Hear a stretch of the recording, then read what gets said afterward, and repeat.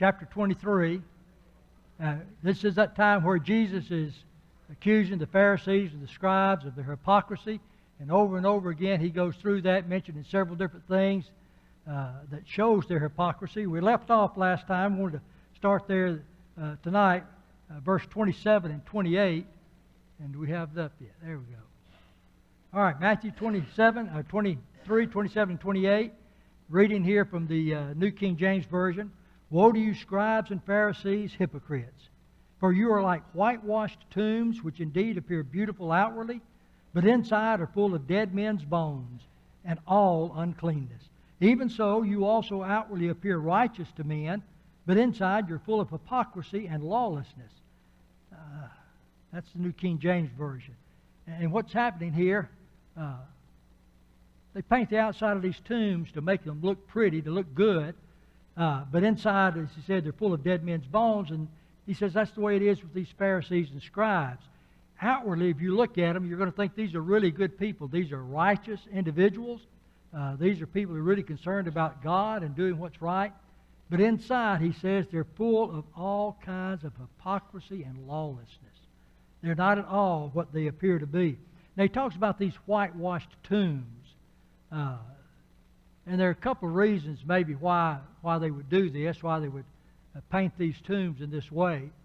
One of them, William Barclay pointed out the possibility they did this because back in those days when people would bury, they would be off of the roadway there where people might be traveling. And sometimes when you have something like Passover feast and you're going to have a million or more people coming from other places, coming into Jerusalem to observe the Passover feast, there was a possibility that they might unknowingly step on a grave or touch one of these tombs and not realize it. And as soon as they did that, what happens to them? They become unclean. I hope I've got this up here. Numbers 19:16. Yeah, Numbers 19:16. Whoever in the open field touches one who is slain by a sword, who has died, or a bone of a man, or a grave, shall be unclean 7 days.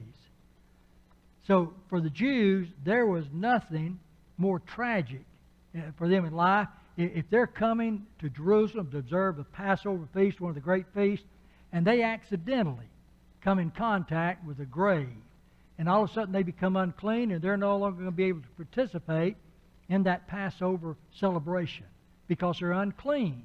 And they'll have to go through a process of being cleaned again, and that could take, as I say, 1 week here before that would happen.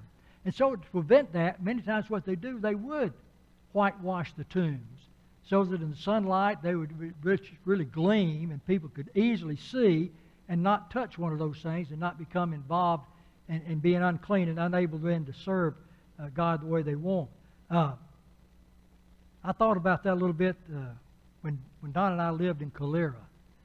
The house we lived in, I don't know how, I went there when I was single. I don't know how long I had lived in there before I realized there was a cemetery across the road. It was not always kept up. The grass grew kind of high. And one day when people had been there and they had cut the grass and all, I suddenly realized I'm living across the street from a cemetery. Well, there are a lot of times people would go out there, in that field to play, and maybe not even know they're among a cemetery. And so things like that could happen. If the people are coming in Jerusalem, they're not familiar with the place, maybe where they're going, and these cemeteries are near where they would be walking anyway, they might accidentally touch one and become unclean. So to prevent that, maybe, at least some suggestion, maybe that's why they would be whitewashed to prevent that from happening. But there's another thing. It could be possible here. They're doing that simply to make them look pretty, to make it look a little bit better than what it really was. And so, again, I think that's something that would be kind of common, that people would do that. I can remember when my parents bought some cemetery plots. And I remember the salesman and how he reacted, wanting to sell that. One of the things he talked about, he says, this cemetery where these plots are located is, he says there is a contract for perpetual care. In other words, we're going to keep that cemetery looking nice. That grass will be kept cut and everything to make it look prettier than it is. You know, you don't want to leave your people buried someplace that's going to be, just not handled correctly and not taken care of. And so, want to make it look good. And so they'll do that. Well, maybe these Jews here wanted to do that. Maybe they paint them simply to make it look better than it was, to have that appeal to them. Whatever it was, Jesus says, that painted or whitewashed graveside there, he said that becomes a perfect example of the Pharisees and the scribes and their hypocrisy. Because that grave may look good when it's painted up, like it may really look attractive, something that's really pretty. But inwardly, what's there? Well, it's dead men's bones. It's something that'll make a person unclean. And if you looked at these scribes and Pharisees, and you look at them outwardly, you might think, boy, here are some people that are truly pious individuals, that they're really serious about their life of living the way God wants them to live. But if you could look inwardly into their lives to see what they're really like, Jesus said they're full of hypocrisy and of all kinds of lawlessness. They're not what they appear to be. We talked about that word, hypocrite. It's come down to our days. It means someone who's playing a part, who's pretending to be something they're not. And Jesus, that's the way these people are. They may look good to you on the outside, but that's not what they're really like. So he continues on in talking about these scribes and Pharisees and condemning them. Verse 29, and he says, because you build, woe to you scribes and Pharisees, hypocrites, because you build the tombs of the prophets and adorn the monuments of the righteous, and say, if we had lived in the days of our fathers, we would not have been partakers with them in the blood of the prophets. Therefore you are witnesses against yourselves that you are the sons of those who murdered the prophets. Fill up then the measure of your father's guilt. Serpents, brood of vipers, how can you escape the condemnation of hell? Again, this idea of giving appearance. Now, we talked about last time we met. Jesus, in condemning them for their hypocrisy, one of the things he did was that pointed out that these Pharisees, everything they did simply to appear good. Every action they're taking, every act of their religious life, it's not to please God. It's not to be doing what's right, but it's just so they can appear to be right with other people. They do it all for appearance sake. But here he says to these people, he says, you build the tombs of the prophets and adorn the monuments of the righteous. And sometimes they would do that. They would get out and sometimes they might build a dome over it. They might put pillars up around it. And in doing that, people look at that and say, man, here are some people that really have a great respect for those prophets of old. But there's a problem there. At least two things that Jesus talks about here. Number one, he says, you're saying, had we lived in the days of our fathers, we would not have done to those prophets what our fathers did. So Jesus says, first of all, you're admitting what?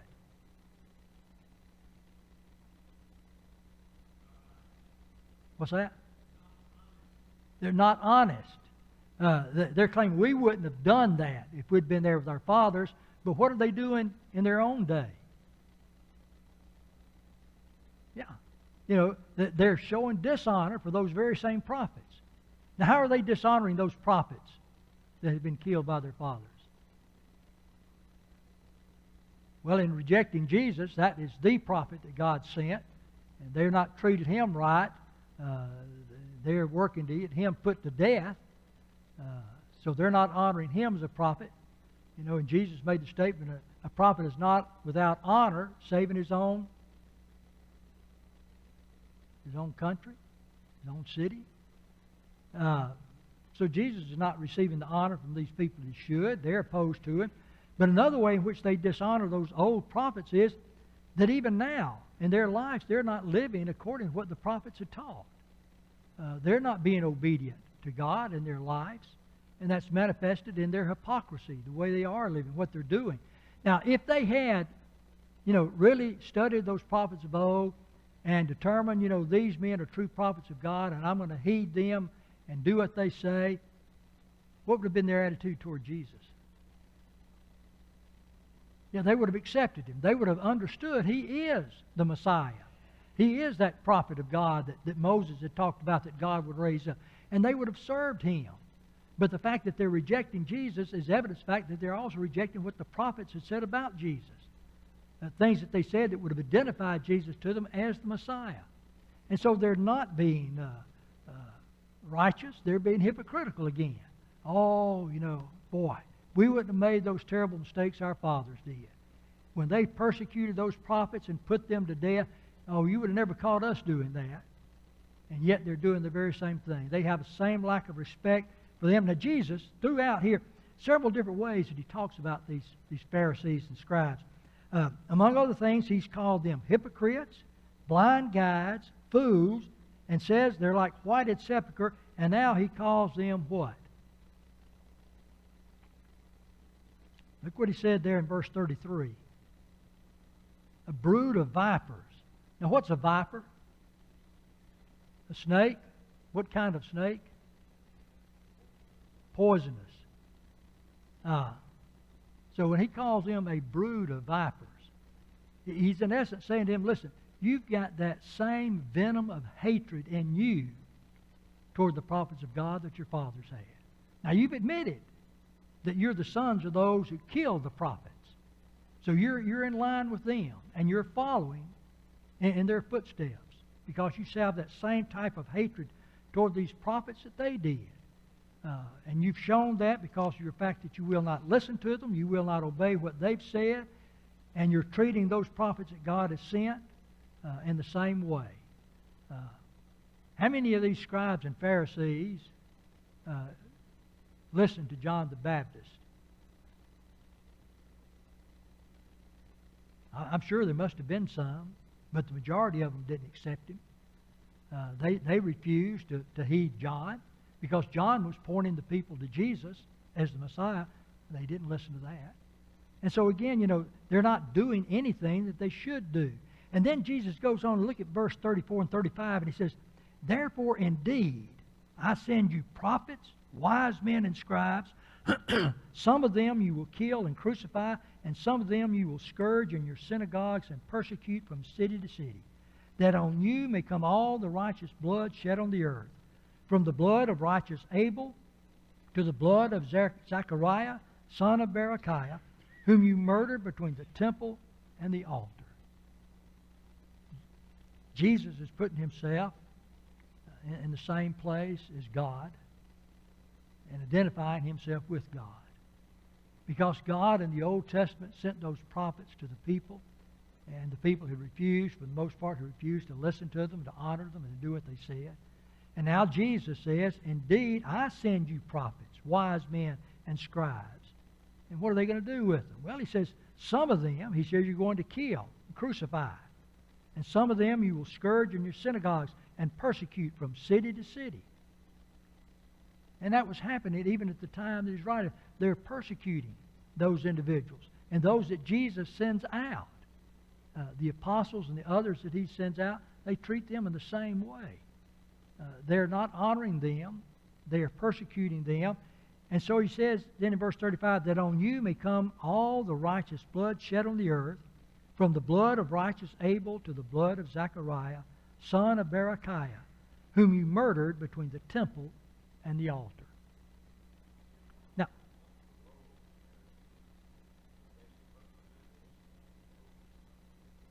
they took upon themselves. The word Pharisee literally means separate. And they were the ones who said, we are the ones who have separated ourselves from the world to live the way God wants us to live. And they weren't doing that. They were the strictest of groups we talked about. Yes, sir, Merrill.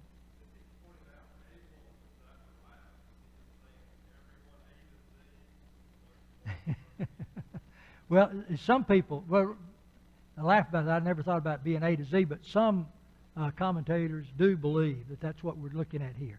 That he's just accusing them of all the murders of righteous people. And we'll talk about that in a minute, why that may be the case. But there is a Zechariah. Well, there's more than one Zechariah mentioned in the Old Testament, but none that really fit this. Look over, if you would, for a minute to 2 Chronicles. I know I don't have this on the overhead here, but look at 2 Chronicles chapter 24, about verse 21.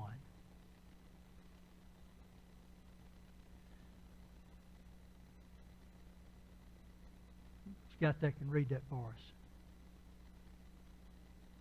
2 Chronicles chapter 24, verse 21.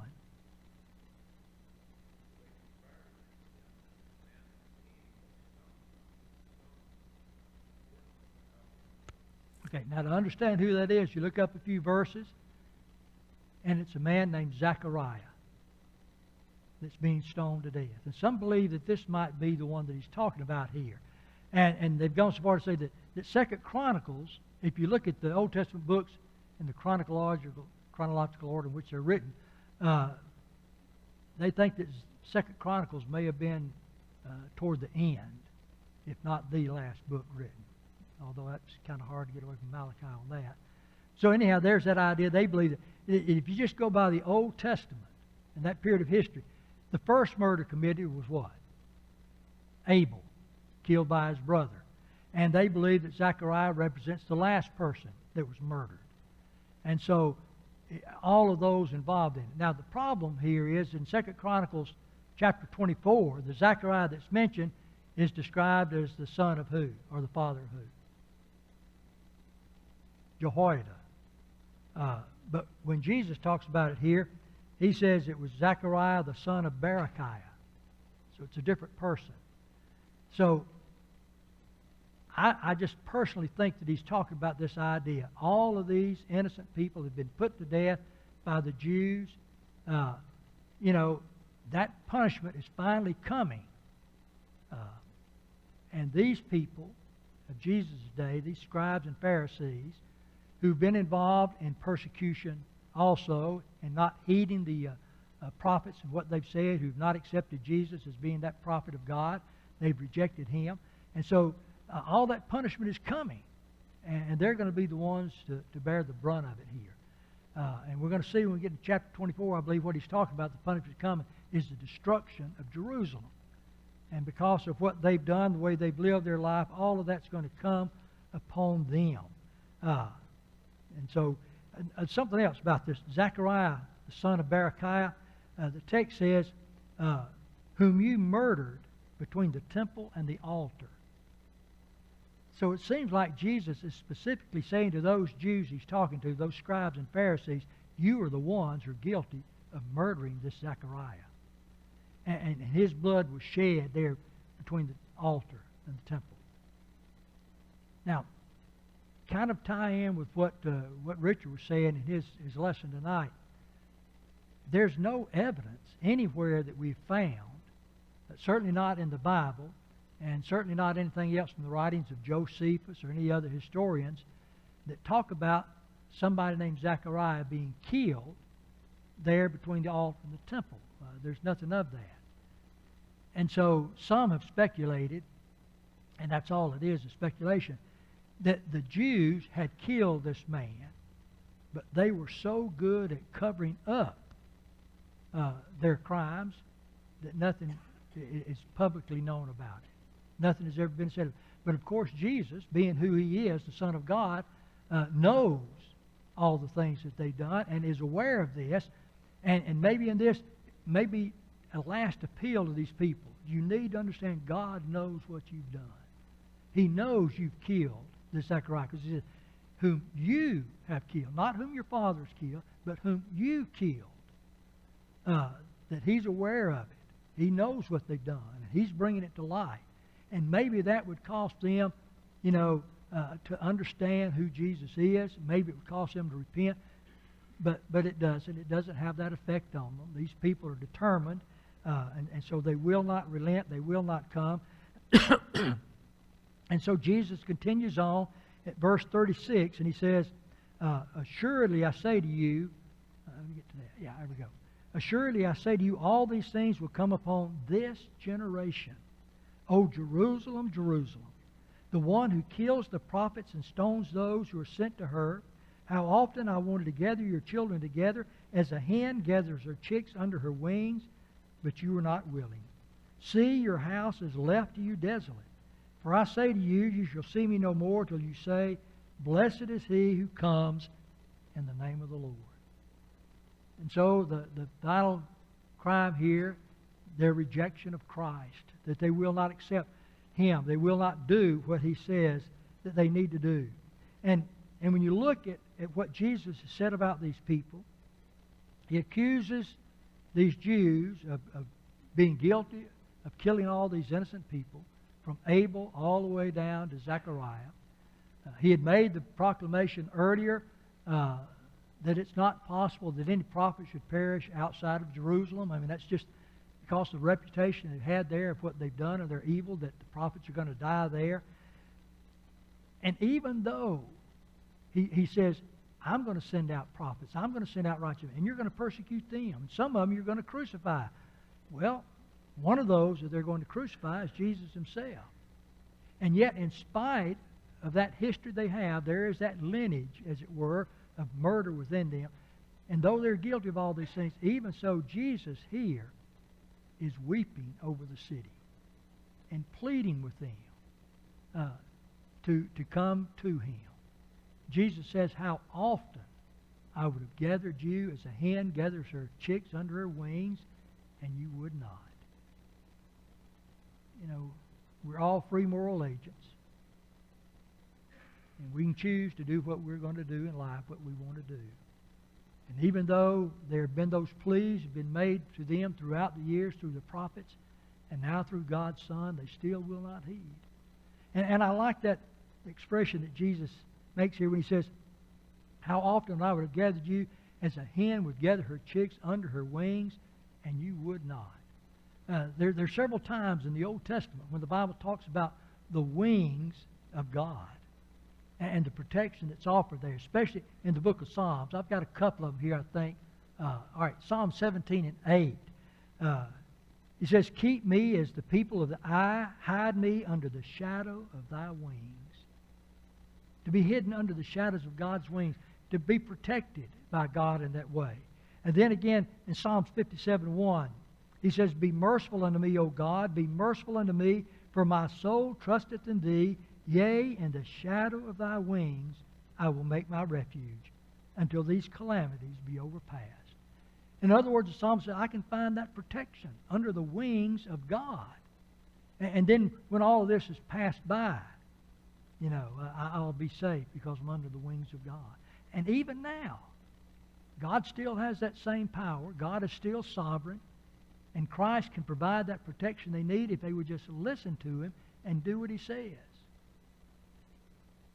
But their response is that they won't do that. Jesus said, I would have gathered you under my wings to protect you, but you would not.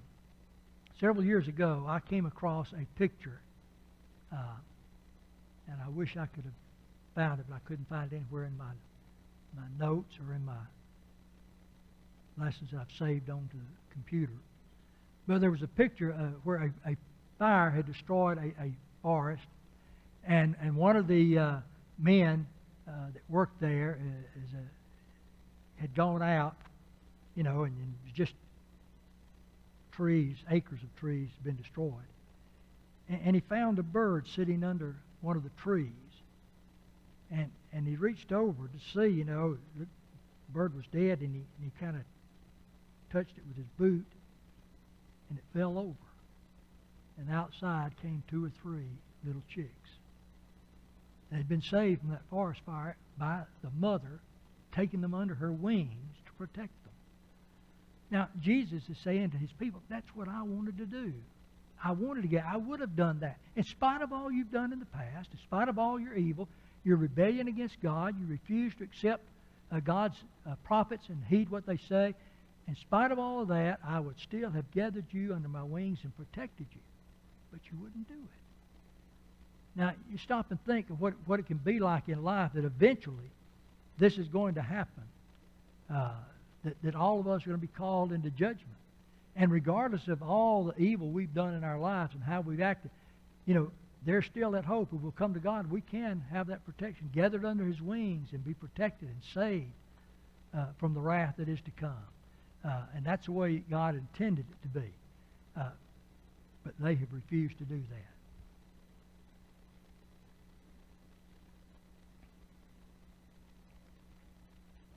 Now, as a result of that, because of that fact that they've rejected Jesus, that means their house is going to be desolate. Jesus said to them there, Behold, I leave your house, or your house is left unto you desolate. Two things that stand out about that. I think here the house he's talking about is the temple. But he doesn't say my house. He says, Behold, your house is left to you desolate. God no longer considers that temple as his house. Back in the book of Ezekiel, and there was a time Ezekiel is prophesying to the people about the destruction coming because the people have turned away from God and will not listen to him. And Ezekiel talks about seeing the cloud go up out of the temple. Now you remember back when that temple was dedicated by Solomon, and at the time of dedication, what happened? The cloud that came in and filled the temple, that was God coming into the temple itself, and the priests were not able to function because of the cloud in there. And now Ezekiel sees that cloud rising up and leaving the temple. God's leaving it. And that temple is going to be destroyed. And it was destroyed by the nation of Babylon. But now Jesus says, I've left to you your house desolate. Because God's leaving it. It's not going to be his house anymore. And that house is going to be open to destruction that's going to come upon them. And Jesus says to them that he will not, or they will not see him again until they say, Blessed is he that cometh in the name of the Lord. If we ever hope to see Christ and see him in a favorable way where he's favorable toward us, we need to listen to him and obey him and do what he says. Otherwise, our house would be left to us desolate and it would be destroyed. We need to recognize the importance of that and that we would come to him. And so he said in the last verse there, I tell you, you will not see me again until you say, Blessed is he who comes in the name of the Lord. Now immediately, chapter 24, when you look at the first few verses there, chapter 24, about the destruction of Jerusalem, verses 1 and 2, says, Then Jesus left the temple and was going away when his disciples came to point out to him the buildings of the temple. But he answered them, You see all these, do you not? Truly I say to you, there will not be left here one stone upon another that will not be thrown down. Jesus left the temple. And he's going away over to the Mount of Olives toward Bethany. He's going there, and they're leaving the temple. His disciples began pointing out to him all the buildings of the temple. I mean, this was something that the Jews were extremely proud of. Now, in Mark's account of it, I don't think I put that on the screen. Let me check, make sure if I've got that. But in Mark's account of it, when he tells us about the same, Mark chapter 13 and verse 1, if you want to look that up, but what Mark says there says, Master, see what manner of stones and what buildings are here. And Matthew just says that when they left, they wanted to show them all the buildings of the temple. But in Mark says to look at the stones and what manner of the buildings are here. According to Josephus, one of those stones that was used in the foundation of the temple measured 37 and almost 37 and a half feet in length, a little over 12 feet in height, and 18 feet wide.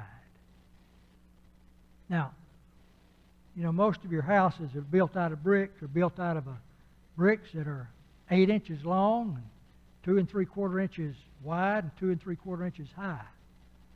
You know, not very substantial. But you get something now that he's talking about here. That Joseph said it's more than 37 feet in length, 12 feet high, and 18 feet wide.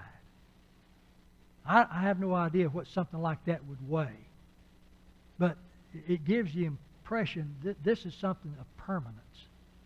You know, you're not going to move something like that with any ease at all.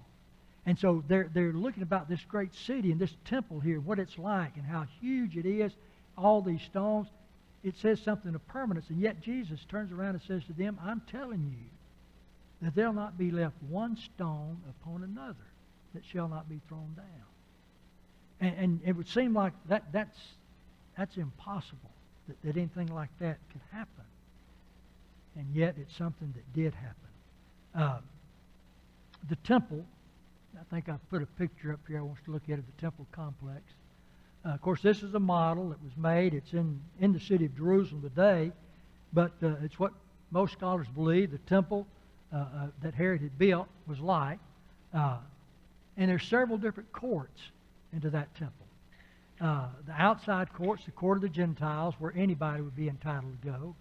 Then inside that, there would be the court of the women, where the Jewish women could go. No Gentile would be allowed in that area. Then you'd have the court of the men, where only the Jewish men could go. Then you'd have a court of the priests. And then when you get to the temple proper, it's divided into the holy place and the most holy place, where only the priest could go, and the most holy place only the high priest could go, and then only one time of the year. And so it's a rather large area here, all these different things here that are there.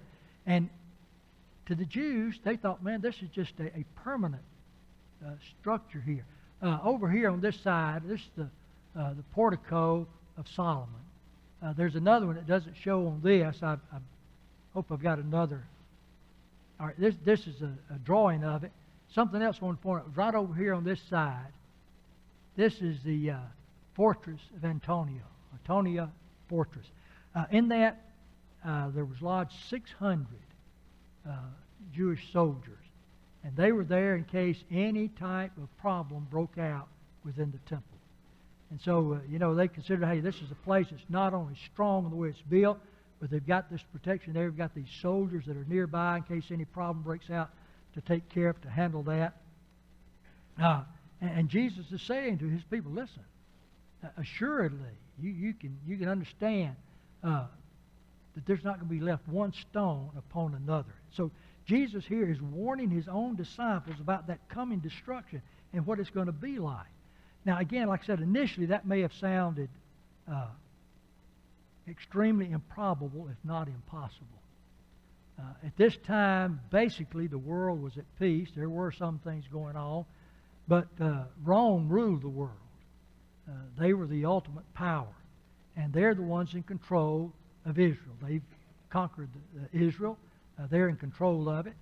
And if any destruction is going to come, it's not going to come from outside of Rome. It'll come from Rome itself. And so, you think, I just can't see that place being destroyed like that. Besides that, to the Jews, the temple is God's house. And who can defeat God? Well, nobody can. But you've got to understand, God is leaving that temple. Jesus says, your house is left to you desolate. God is not going to be there in it any longer. He's leaving. Now, what happened when the Roman soldiers came in, when Jerusalem was destroyed? Into the temple, there was this gold on all the walls around.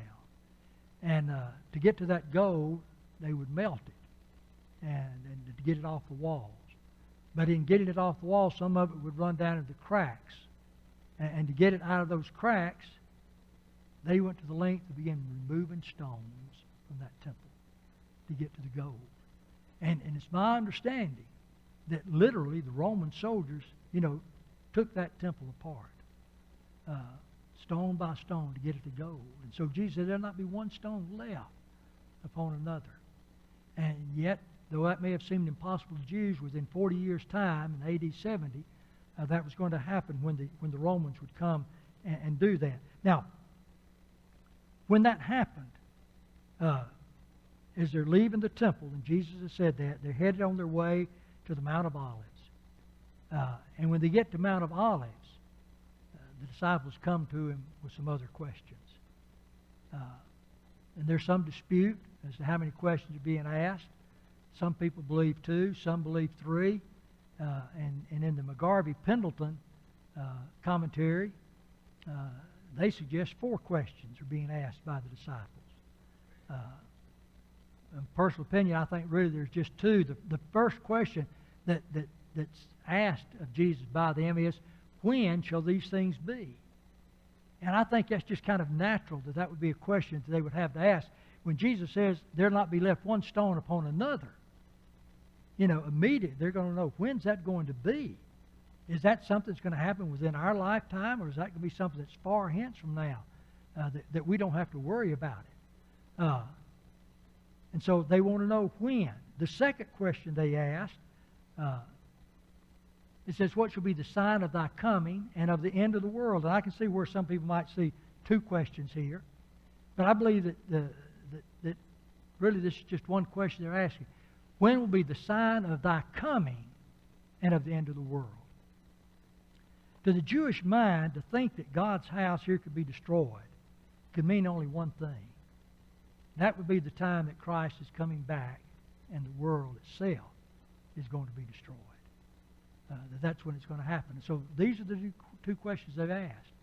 And in answering these two questions, it's important for us to understand here, really from about verse 4 going through verse 34, Jesus is answering that first question. A question about when the temple is going to be destroyed, when Jerusalem will be destroyed. Verse 35 is a transitional verse. It's a transitional verse from transitioning from talking about the destruction of Jerusalem to the end of the world, the destruction of the world. And so beginning in verse 36, he'll talk about that. Now, they've asked the question in regard to this, when shall these things be? And then they want to know, what's going to be the sign of thy coming at the end of the world? So they're looking for ways of determining when that's going to happen. And our world is filled today with people who are looking to determine some way of knowing when Christ is coming back and the world itself is going to be destroyed. But Jesus makes it clear there'll be no sign in regard to that. There's not going to be something that will happen that you will be identified and know then that the world itself is fixing to end. The first thing he talks about is the signs before the destruction of Jerusalem. And he gives signs for that. Several things that he says about it. If you look at that beginning in it here, one of the first things he's going to talk about as to what's going to happen, it says, verse 4, and Jesus answered them, take heed that no one lead you astray. For many will come in my name, saying, I am the Christ, and they will lead many astray. So here's the first sign. Before the end, that is, here he's talking now about the end of Jerusalem. Before that comes, there are going to be many false messiahs. There are going to be those people coming claiming that they are the Christ. But Jesus said, don't be deceived by them. Now, it was interesting to me, in reading up about this, that many of the church historians, people like Justin, Jerome, Irenaeus, and Origen, along with the Jewish historian of that time, Josephus, all of them reported that there were numerous people claiming to be the Messiah that came before Jerusalem was destroyed. And so that was going to be one of the signs. When you see that, he said, but don't be deceived.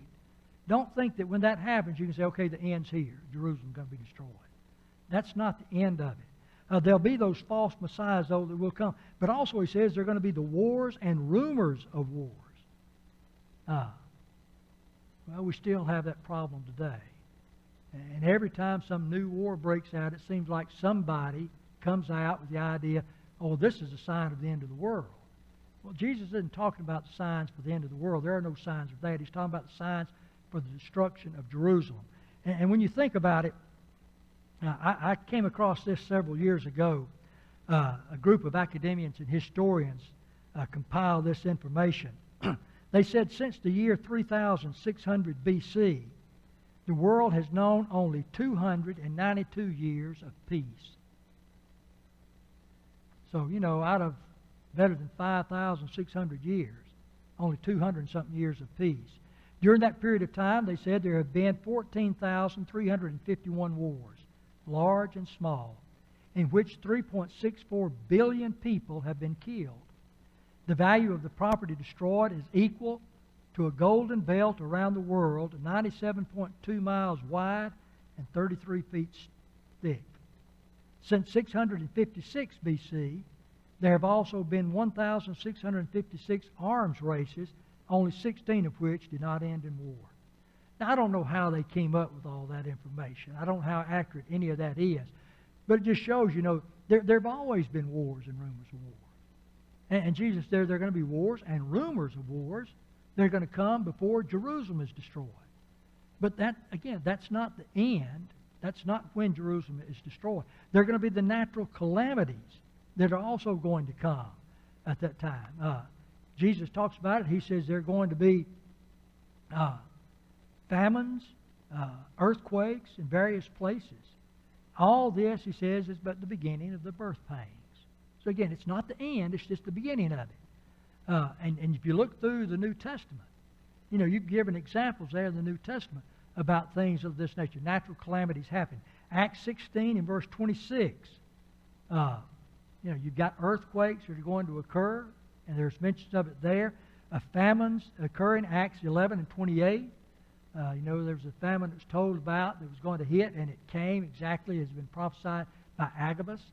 But Jesus, that's not the end. That's only the beginning of the birth pains. That's only an advancement toward that end.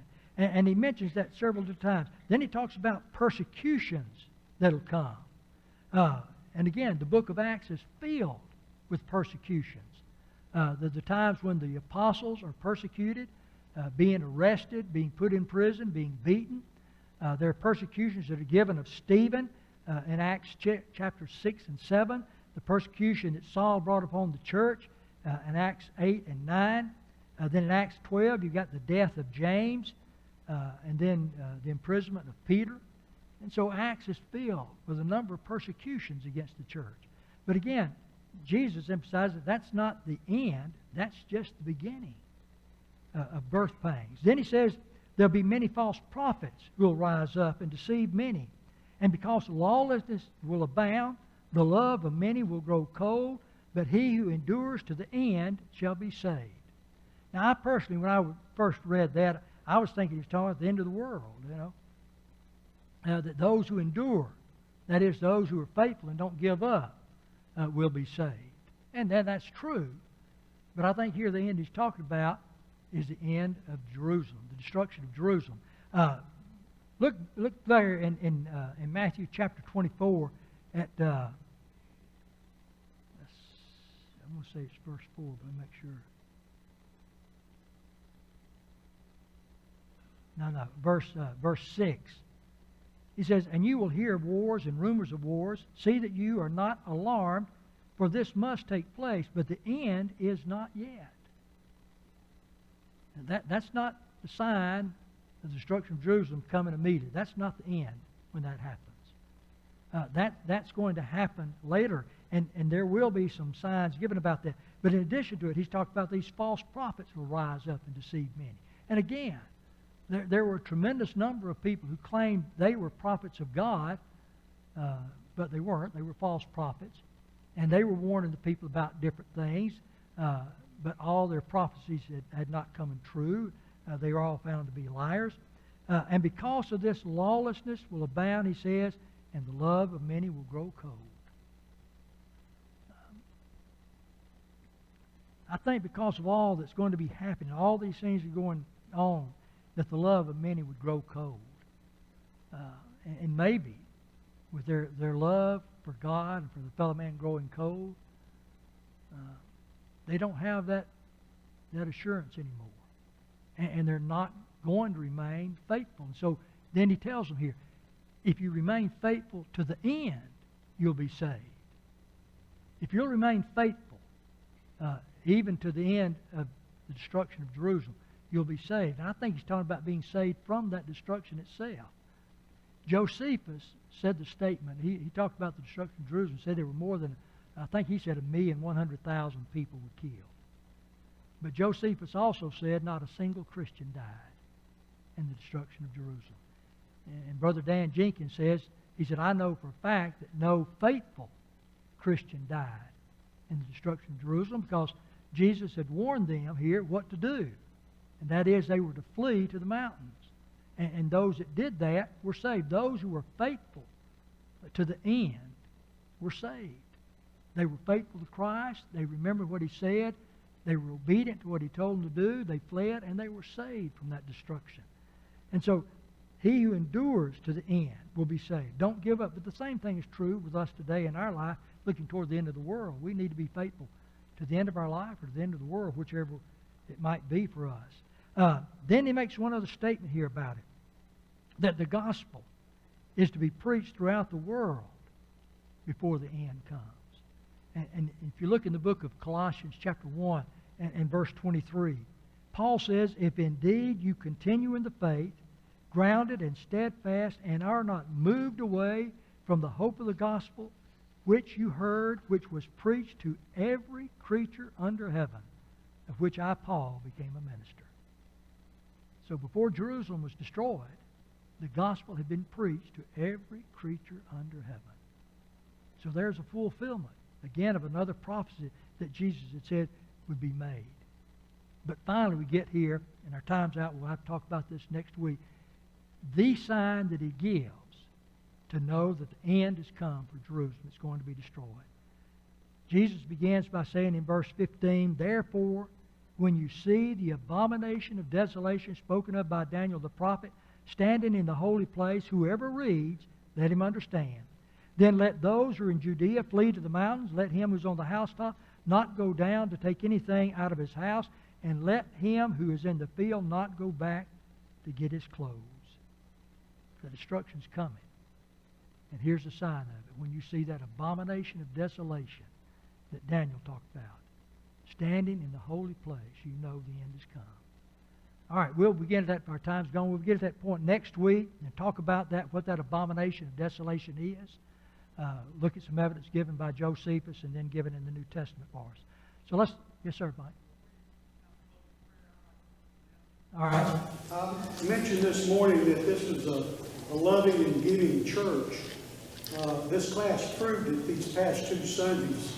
Last Sunday, I collected $649 for this class for the disaster relief fund that we send to that relief organization. Tonight, I collected $338, if I counted correctly. Along with the $113 I had in miscellaneous funds, this class will have contributed $1,100 these 2 weeks. Now I'm going to do it again for the next 2 Sundays. Feel free to write a check if you want to, but whatever you give will be sent to this hurricane relief fund. God bless all of y'all for really appreciate the privilege. Let's close with a word of prayer. Father, we ask for your care for us, Father, as we dismiss, keep us safe and find them home. Bless us, Father, in this week that we will do our best to represent Thee before the world in which we live, that people might see Christ in us, and we might be able to encourage and help them to join with us in living for Thee and serving Thee here in this life. Keep us always in your care, we ask in Jesus' name. Amen.